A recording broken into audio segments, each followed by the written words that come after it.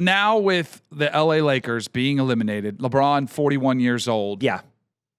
Is that the last time we see him as a Laker? I think he's playing somewhere. I think he's going to come back to LA. I think he loves Los Angeles. I think he loves being a Laker.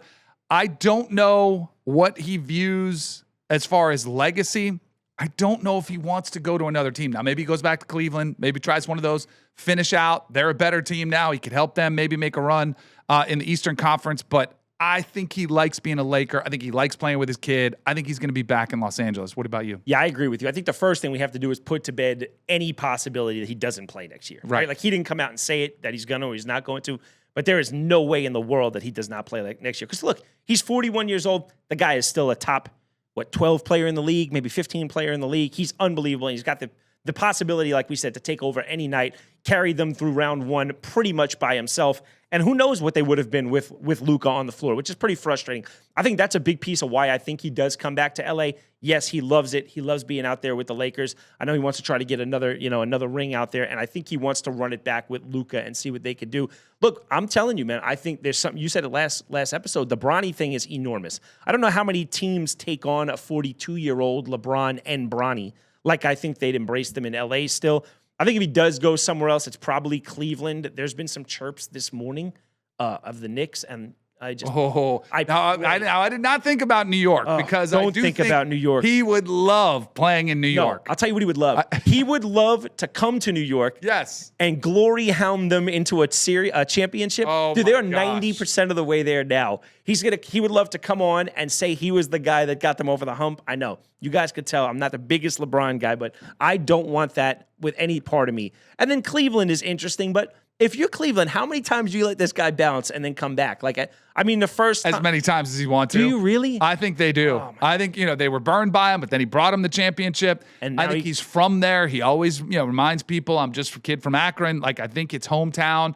And if it was, this is my last stop, like, I want to finish where I started, I think they would embrace him with open arms. Yeah, but we talk about other stories like today where you've been burned once and you've been burned twice and you take that person back. I don't know, man. I don't know what it is. Like, what? I don't know. I guess bringing them a championship out there probably does count for a ton.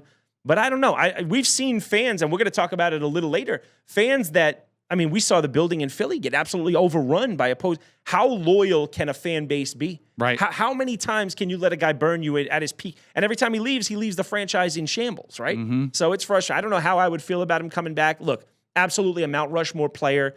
He has the right to come and go when he pleases. I personally think he's probably got 5 years left if he wants to do it.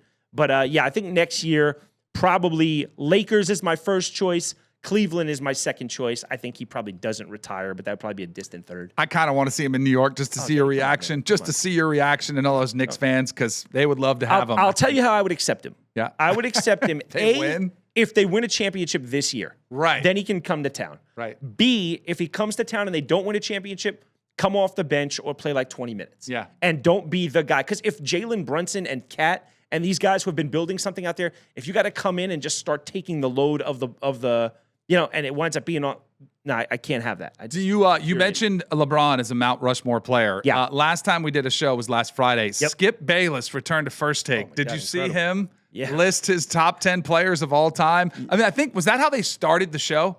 Was with that debate? Because they knew it would get everybody riled up. It's such a classic. And it did the job. Skip is such a troll, and he's probably the best troll of all time. And he has been LeBron's nemesis, and to put him at 8, I think was where he was on the list. I thought it was 10, but just classic. I think he wanted to make it sort. It wasn't too obvious, so I think he had Bill Russell and Wilt Chamberlain, like a couple bigs behind him, but he had him at 8, which I thought was just an all-time classic Skip Bayless move. I think he's been so impressive the last 2 years that I've sort of changed how I paint the picture. Right?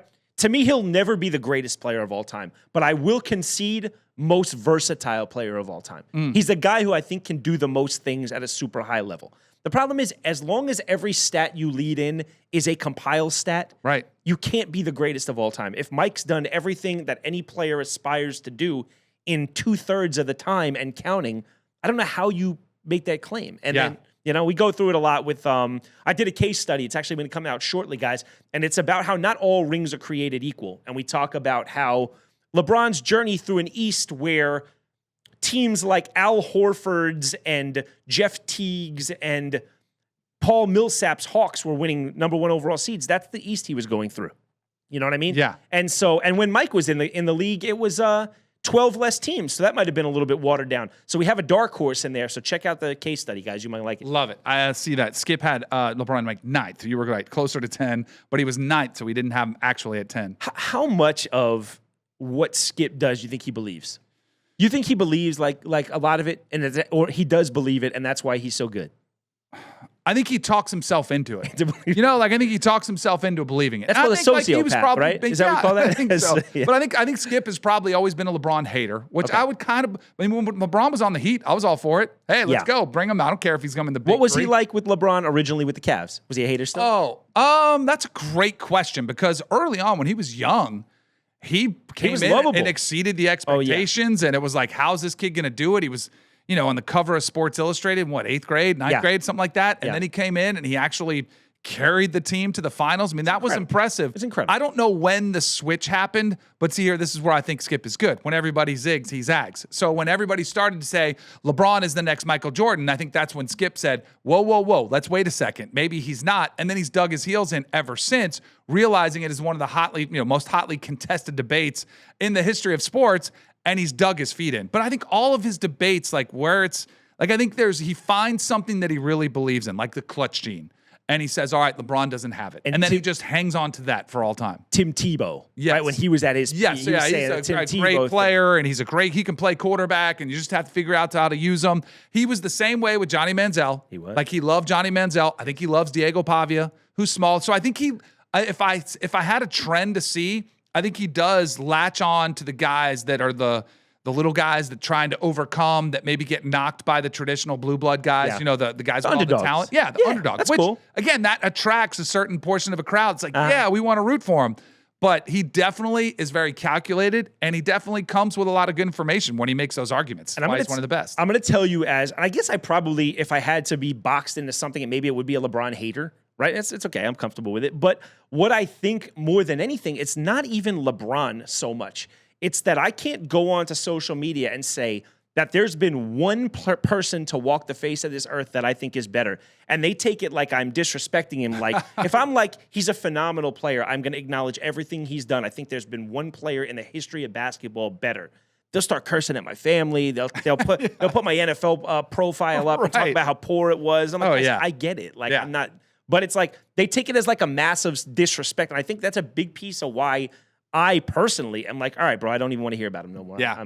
It is very much an age thing. Like, if you I grew up on Michael Jordan. Yeah. I did not grow up on LeBron. So I feel like some of the younger generation who just see old clips of MJ and all they've watched and known is LeBron, that's who they're going to latch on to, which I totally understand. And I do think that generation is used to being more vocal, more spewing more vitriol on social media, so they were made more comfortable throwing just insults as opposed to making an argument. They'll just throw insults at you to try to make their case. That's kind of what they've grown up in. I had a great discussion in this room with Julius and the boys a couple of days ago, and we want to talk to the guys who overlapped. And we were trying to think of who it was. Kobe would have been the best one, right? I think a guy like Grant Hill we thought of. We thought about I think Nash is a guy we said. Yeah. I don't know if you guys could tap into my headphones, but me and Julius were talking about it. And I would love to hear what these guys think. The guys who played both of them at a pretty high level, like the guys who played Mike with the Wizards and then try to compare it to LeBron with the Heat. Then, like, if they played against Jordan and the Wizards, it was toward the back end. That's what I'm trying to say. Yeah, I don't want one of those guys. I want a guy who got him like that last three-peat with the Bulls and then maybe got like the first 5 or 6 years of LeBron. Right. And could tell me. I think Kobe probably would have been the best, right? Because he was still mixing it up with them in 97, 98. And I know I put it in one of our group chats, but I still think Kobe gets overlooked in this conversation as well as one of the greatest of all time, because I think the debate should be between Michael Jordan and Kobe Bryant. Ooh. And LeBron takes a backseat to those two. There it is. Just from as far. Now, that's killer instinct. That's one game. Who do you want the ball at the end of the game? Like, I think very clearly it's Kobe or Michael. I think LeBron is somebody who maybe want to build a franchise around, right? And even then, I think it's kind of debatable because I'd still maybe want that killer mindset every day at practice, 82 games a year, as opposed to the new mindset of LeBron, who's more of, I'm going to take my rest. I'm going to kind of make sure, I'm the head of things. I'm not going to, I'm the coach. I'm the GM. I make all the decisions. Where you had to see Kobe and Michael, they kind of went to Phil and they had to work with a head coach that they respected, Yeah. but they played within a system that was a little bit different than today's player. Yeah, I mean, and if you look at, you've heard all of them say, I mean, Kobe will come right out and say it. My game was tailor-made after Mike, and he was like him on the floor, in between whistles, after a play to celebrate. Like, Kobe patterned everything he did after his hero, Mike. LeBron is great in his way, but his game doesn't really mimic Mike's game. No. His game mimics a guy more like Magic's game. Right. So, like, that's kind of where it's hard to, like, compare the two, but check out our case study. I'm telling you, it's exactly what you're talking about. We call it the gauntlet. And we're talking about the way that guys got through and how Kobe his rings kind of hold more weight with us than some of these other ones. So check it out. It should be cool. I love it.